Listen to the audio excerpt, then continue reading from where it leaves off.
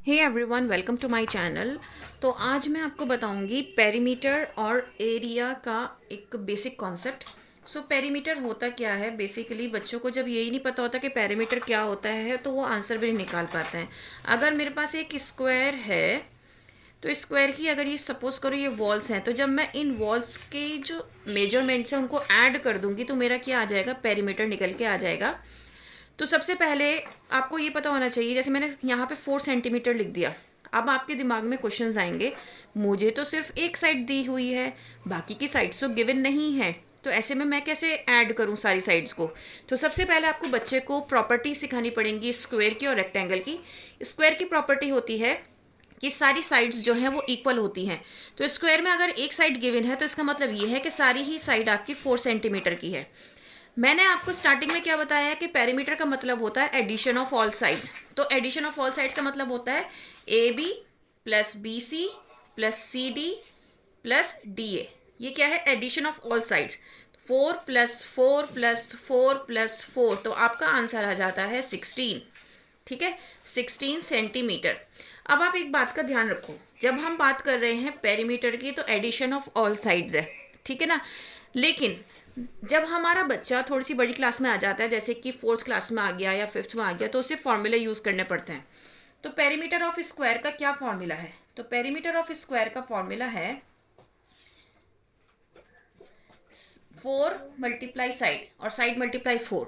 तो यहाँ पे साइड जो है मुझे 4 गिवन है, तो इसकी मैं अगर 4 से मल्टीप्लाई कर दूंगी तो 4 × 4 = 16 सेंटीमीटर मेरा स्क्वायर जो आंसर है वो आ जाएगा।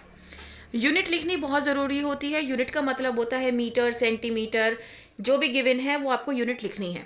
अब मुझे रेक्टेंगल का निकालना है। सबसे पहले रेक्टेंगल की प्रॉपर्टी आपके बच्चे को पता होनी चाहिए। रेक्टेंगल की प्रॉपर्टी होती है कि जो दो साइड्स होती हैं, दो ऑपोजिट साइड्स जो पैरेलल साइड्स होती हैं वो इक्वल होती हैं।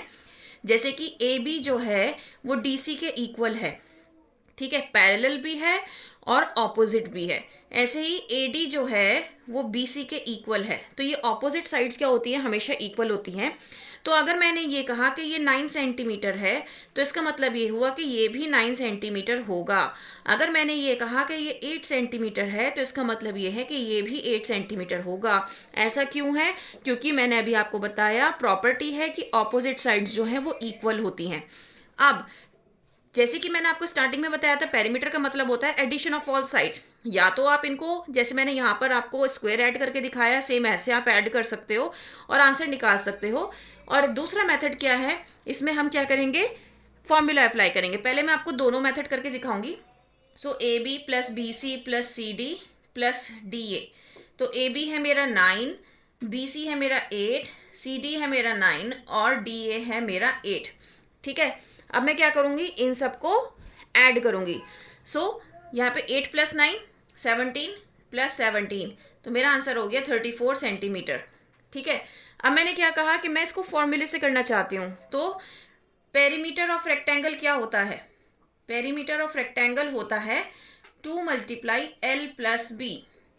तो यहाँ पर मेरी 2 इक्वल्स के बाद 2, क्योंकि पेरीमीटर मुझे निकालना है तो मैं इसलिए इसी फॉर्मूले के नीचे अपनी वैल्यूज़ को पुट करूँगी। लेंथ 9, ब्रेथ मेरी 8, 9 + 8 17, और ये बाहर मेरा 2 है। जब भी ब्रैकेट के बाहर कोई नंबर हो और यहाँ पे बीच में कोई साइन ना हो तो दैट मीन्स यहाँ पर मल्टीप्लिकेशन का साइन है। तो आप यहाँ देख सकते हो मैंने लिखा है 2 × 17, तो 2 17 × 34 होता है। अब आप यहाँ देखो, ये भी आपका आंसर सेम है ना? आंसर सेम है। ऐसे ही यहाँ पे भी आपका दोनों आंसर सेम है। तो आप किसी भी मेथड से निकालो आपका आंसर सेम आएगा। लेकिन मैं आपको एक बात बताना चाहती हूँ, जब हम बच्चे की स्टार्टिंग करते हैं, हम उसको मेंसुरेशन स्टार्ट करते हैं, पेरीमीटर एरिया सिखाते हैं, तो तब हम उसको ऐसे एडिशन के थ्रू सिखाते हैं। लेकिन अगर आपका बच्चा 4th में है या 5th में है तो आपको उसको फॉर्मूले से सिखाना होगा। 4 × साइड, स्क्वायर का पेरीमीटर निकालने का फॉर्मूला होता है और पेरीमीटर ऑफ रेक्टेंगल होता है 2 × L + B। तो इसी मेथड से आपको इसको सिखाना है। तो आज मैंने इस वीडियो में सिर्फ और सिर्फ क्या कवर किया है? पेरीमीटर कवर किया है। नेक्स्ट वीडियो में मैं एरिया कवर करूंगी। Okay, that's all for today. Thank you.